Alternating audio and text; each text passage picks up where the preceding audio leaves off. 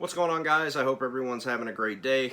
So I have actually tried to record this video at least 50 times, and for whatever reason, a few days ago when I tried to record this video the first set of 50 times, it stopped recording in the middle, and I tried to do a jump cut and pick it up, and for whatever reason the second half of the video would not record. I would record it, but then it wouldn't show up in my gallery of videos and photos, which is really weird, but I seem to have fixed it, and I guess it had something to do with storage space. That would have been nice to know. Would have been nice if it got a little disclaimer or a warning in the middle of the screen, but no, my life's not that simple. But anyway, I actually got a list here, and it's a list that I've actually kind of been creating in my mind over the last few weeks. It's films that belong to a franchise that I think pretty much put the nail in the coffin and put it 6 feet below, put the franchise 6 feet below. Films that I think are killed franchise to the point where I don't think the franchise was ever able to fully recover from the damage that these films have done. So we're going to go ahead and get started. The first one, this was the first one that immediately popped up in my mind. Die Hard 5. I know this is the box set, but I'm specifically talking about Die Hard 5, or A Good Day to Die Hard. I hate the fucking film with a burning passion. I love the first one. It's a classic. The second one's a good sequel. The third one's actually better than the second one. And the fourth one is actually my favorite in the franchise. And I was looking really forward to Die Hard 5 in theaters quite a few years ago now. And I remember coming out of that movie just in complete denial of what it was I just saw. I thought that Indiana Jones 4, I was in complete denial, but no, Die Hard 5, I was literally in denial for months. I was trying my best to at least give it a B-, and I just can't. Die Hard 5 is a train wreck. It's an atrocity. It's a disservice to fans, and it's a disservice to the character of John McClane. And the action scenes are absolutely half-assed to death. I hate Die Hard 5, and it killed the Die Hard franchise. And I do realize now what is going on with Bruce Willis, and I swear to God, if he's taken from us, I'm going to be in a bad state of mind for a while, because Bruce Willis has always been my second favorite, right behind Sylvester Stallone, to action stars and whatnot, and it would just break my heart to see him go. But yeah, anyway, Die Hard 5 was definitely not the highlight of his career. I think he'd probably even tell you that. But yeah, Die Hard 5 is just really bad. I'm gonna move this stuff here. Yeah, Die Hard 5, I think, killed the Die Hard franchise. Alright, so I'm gonna go with, I was gonna go with Superman 4, but I'm kind of trying to decide whether I'm gonna go with Superman 3 or I'm gonna go with Superman 4. I could just go with both, because they're both awful. They are both atrocious. And was the Superman film franchise able to somewhat recover after Superman 3 and 4 with Superman Returns? Yes, but the only reason that is the way it is because Superman Returns pretends that Superman 3 and 4 don't exist, and it takes place after Superman 2. So that, I guess, doesn't count, because they had to retcon 2 fucking films in order to revive the franchise. But initially, 3 and 4 were just the nail in the coffin for the Superman franchise. And I don't even really know about the Superman 2 Richard Donner cut that comes with this. I've not seen it. I have seen the theatrical cut, and it's actually my favorite out of the Christopher Reeve Superman films. But Superman 3 and Superman 4, I think, killed the franchise. I think Superman 3 committed the murder, and Superman 4 put the nail in the coffin and put the coffin 6 feet below. And you know what? I wasn't even going to put this film on here, but why the fuck not? For Batman films, Batman and Robin killed the Batman franchise. But luckily, for a while, it killed Batman movies for a while until we got the Dark Knight trilogy and this new Batman film, which were quite, good. But for the time, Batman and Robin, that was the nail in the coffin for Batman films. I mean, I guess a lot of people were wanting a more serious, dark, and grim Batman film, and they got that with Batman Begins and the rest of the Dark Knight trilogy. And, well, we got that, like I said, with the new Batman film. Just at the time, Batman and Robin looked like that it was it for the Batman film franchise. And, well, I'm kind of glad we have the Dark Knight trilogy and this new Batman film, because it wipes the slate completely clean from Batman and Robin's diarrhea explosion. Alright, so we got A Nightmare on Elm Street Part 5. I don't have the individual boxes for the Nightmare, or the last couple films I talked about, but here on out, I do have the individual films, so it's going to work better as a visual aid. But Nightmare on Elm Street 5, I think, is the one that really killed the Nightmare on Elm Street franchise. I think Freddy's Dead, in my opinion, I can mildly enjoy Freddy's Dead because of how bad it is and how dumb and it's the quality of the film. It was handled with lots of ineptitude, but Nightmare on Elm Street 5, I think, was the first Nightmare on Elm Street film that I would consider really bad. Now, I like the Nightmare on Elm Street 1 quite a bit. It's a classic film. The second one is my favorite in the franchise. The third one, I genuinely don't like Dream Warriors. I've never liked Dream Warriors. I've always found it overrated. And Dream Master, I think, is Part 4. I could really take it or leave it, honestly. But Part 5, I've seen it one time. And that was actually pretty recently. I'd never actually seen the fifth one until pretty recently. And to say that I was petrified, or not petrified, I was very, very petrified with some of the weird stuff that was going on. And that's not a good thing. And I was very, very, very, very, very underwhelmed with 5, and I think that it's actually worse than Freddy's Dead. And I had seen Freddy's Dead on TV before. I didn't have no interest in watching it again, but I think Part 5 is worse than Freddy's Dead, and I think it's what ultimately killed the franchise. And I don't like New Nightmare either. I don't like Wes Craven's New Nightmare. I've never liked that film. I've always thought it was bad. But it is definitely better than Freddy's Dead and Part 5. I will give it that. But I don't think it pulled the franchise. I think the franchise is just kind of dead. And the remake didn't really do a lot to help that either. Which I saw that one time in theaters and never again. Well, I watched the remake. It was really bad. Okay, now I don't think that this film is terrible. I think the film that precedes this one is terrible. But I think upon rewatch of this film, I started noticing signs of the beginning of the end. And that's Hostel Part 2. Now, I really enjoyed the first Hostel film. I didn't think it was amazing, but I thought it was pretty good. This one is enjoyable to an extent, but it just really didn't do anything new.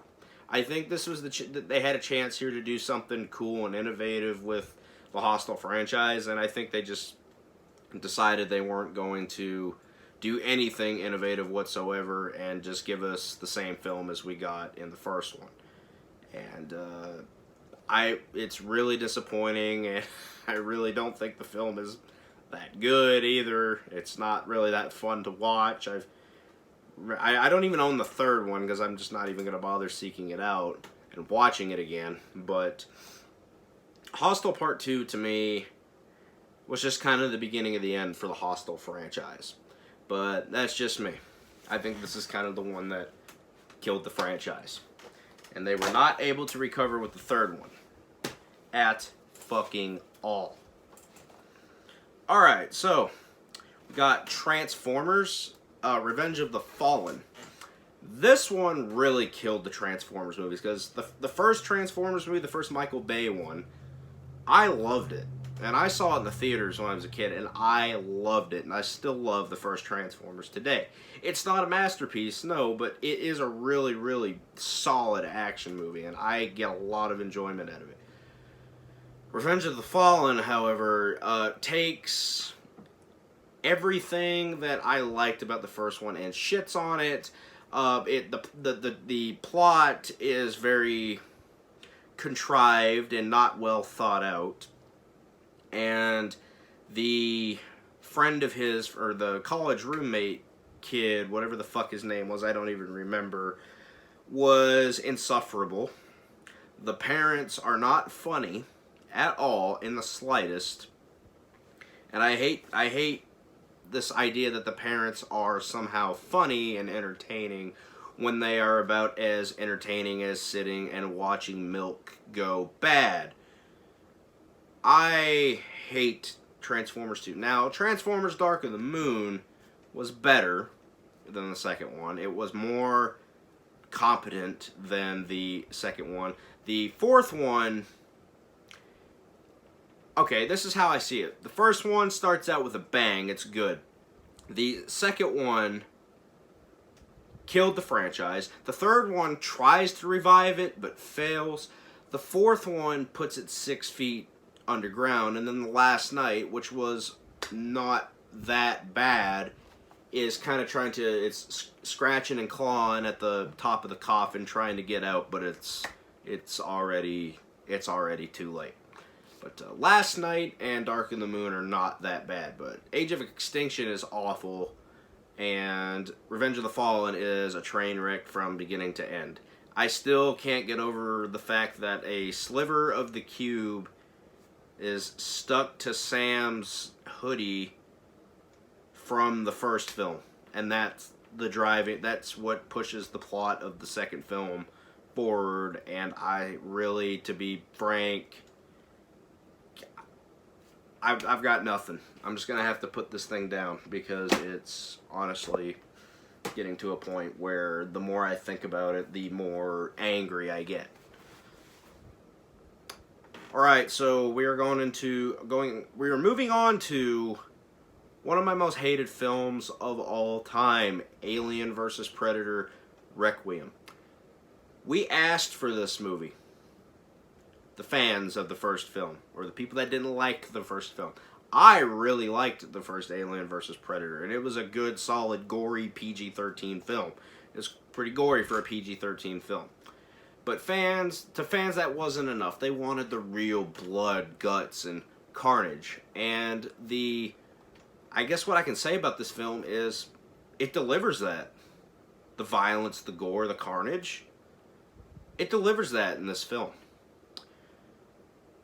I believe, though, that in order to get enjoyment from that, you would have to be wearing a pair of night vision goggles, because the film is shot so dark and lit so dark that it's almost you can't comprehend anything that's going on because you can't see anything.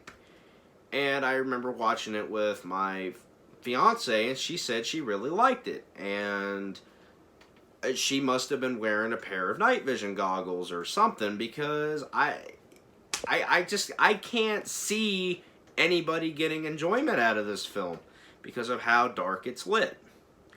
Maybe it's just me. I don't know. Maybe my eyesight is bad.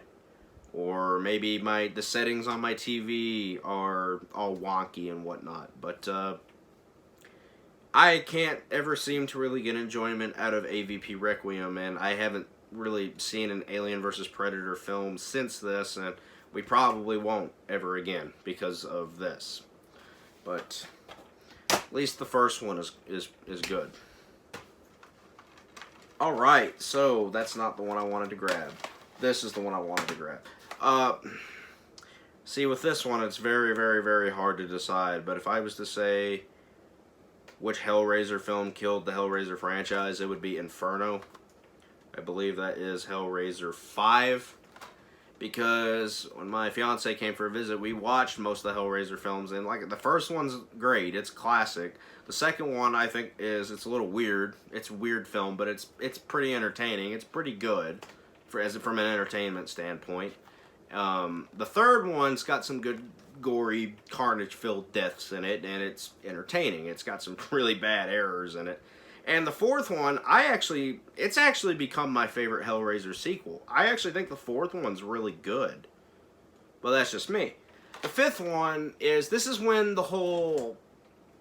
with this franchise, the whole spec script thing started to come into play, where these movies were just detective thriller films, and at the last minute they threw Pinhead in there and turned it into a Hellraiser film. Hellraiser 5, I was, to be honest with you, bored out of my fucking mind.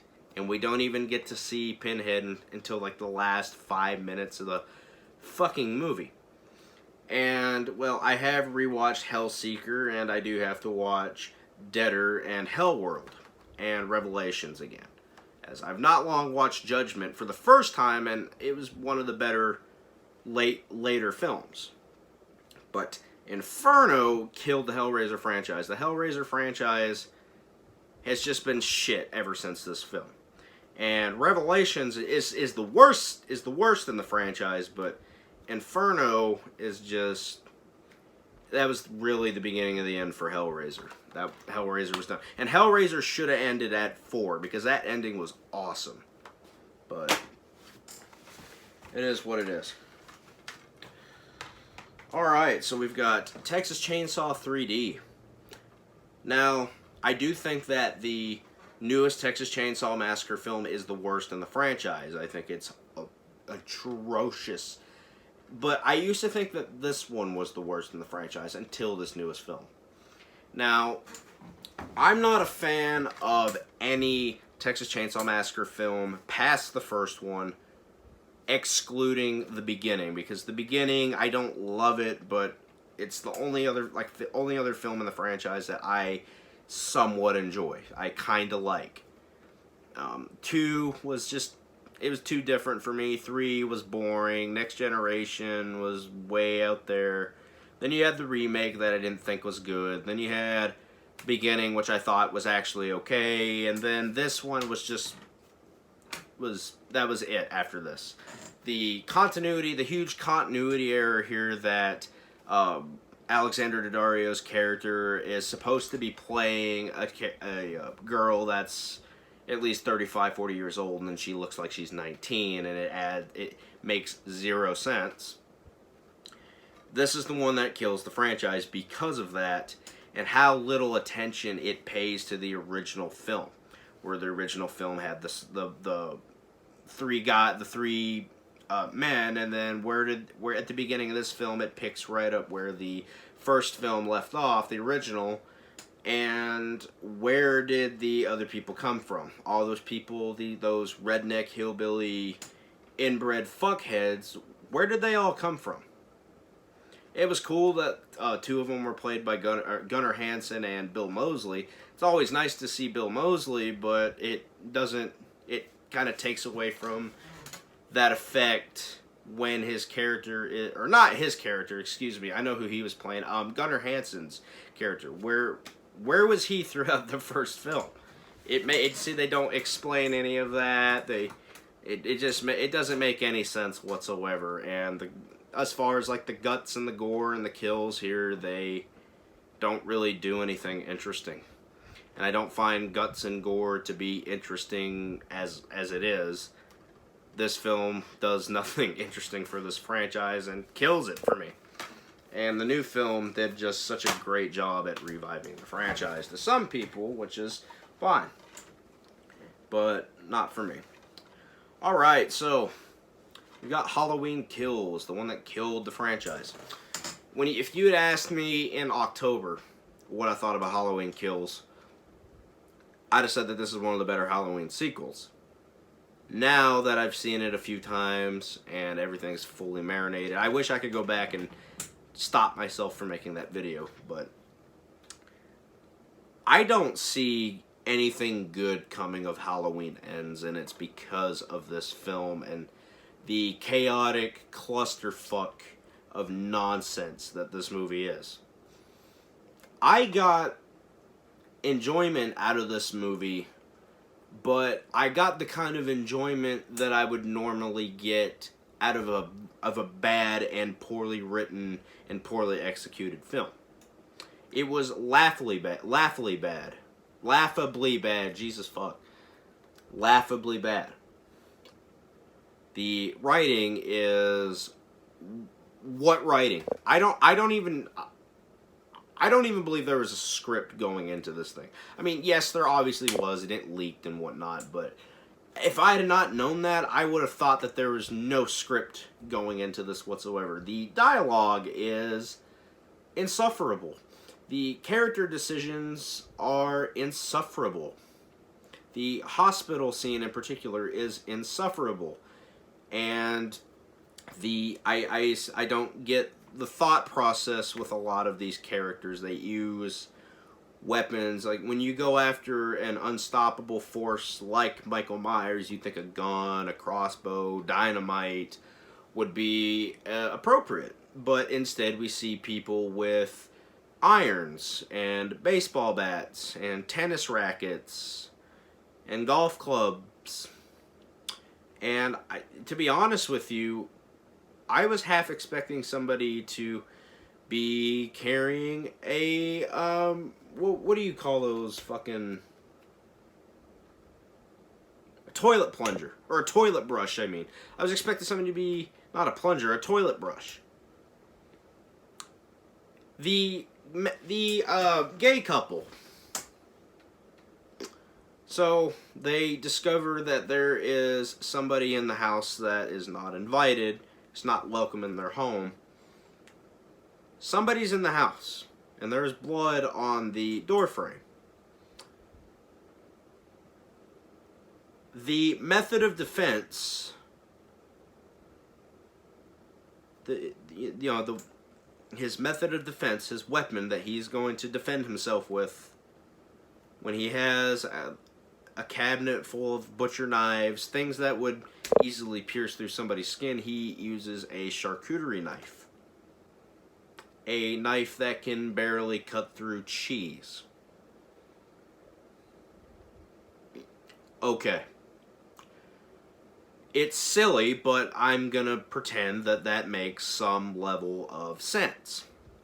And aside from just all the other dumb shit they cram into this movie. This is a film they want you to take seriously. And it is very, very, very hard to take this film seriously. I've said everything I could say. The only redeemable quality of that film was Michael Myers himself. But I don't see Halloween Ends really pulling this franchise out of the dirt here. I think it's time to say goodbye to Michael and get over it. And I believe that was a line from Halloween 2018, and I did not mean a fucking pun there. But say goodbye to Michael and the Halloween franchise, and just be done. Alright, on from that. We are we are moving on to Saw 4. Now this is the one where I felt like the level of quality kind of shifts from being good, fun, being from a good thriller to two good, fun horror films. This is one that I found very boring, very tedious, very monotonous to get through. It was just it was a struggle for me to get through this one. Not really anything happens in this movie. There's not really a lot of cool traps or anything. And I remember this is one of the first Saw films I did see. And it was good because it was a movie I shouldn't have been watching as a kid. But as an adult, man, this movie is really boring. Really, really, really boring. And I think I caught myself falling asleep through it a few times. It was just really, really boring. But yeah, I haven't really... The Saw franchise after this film is just... The quality was very inconsistent throughout. And I have not... I have seen the new one as well, and it was something else. I'll tell you that much. Alright, last but not least, this is not a bad film, but it's not a film that I really enjoy. That's Jaws 2. Now, Jaws 1 is one of the greatest films ever made. It's a classic. And I said that I did enjoy Jaws 3, but more in the same... Jaws 3 is a film that I enjoy because it's bad and it's insufferable, but it's funny. This film feels unnecessary. I don't really understand why this movie exists. I like the things I like about it. I like that Roy Scheider comes back. I've always really enjoyed Roy Scheider, but there's no suspense in this movie like there is in the first one. There's no suspense. There's no atmosphere or anything like that. I mean, not like not atmosphere. There's no sense of dread throughout the movie like there is in the first one. And some of the acting in this movie is horrible. The kid that plays Michael Brody is atrocious. He has this like really over dramatic, like every time he's asked a question, this is how he responds. So he'll say, "Are you guys going out on the boat?" "Yeah." "Why?" "My dad said I couldn't go out, but I'll go out anyway." It's just, his acting is painful, and honestly, I don't think that guy ever acted again. It's painful. The good things about this movie, I mean, like I said, Roy Scheider's in it. He always gives a good performance.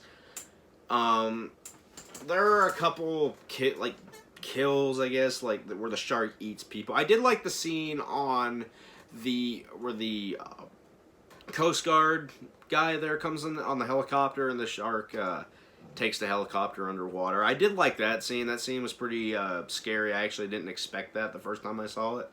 And the scene where what's his name?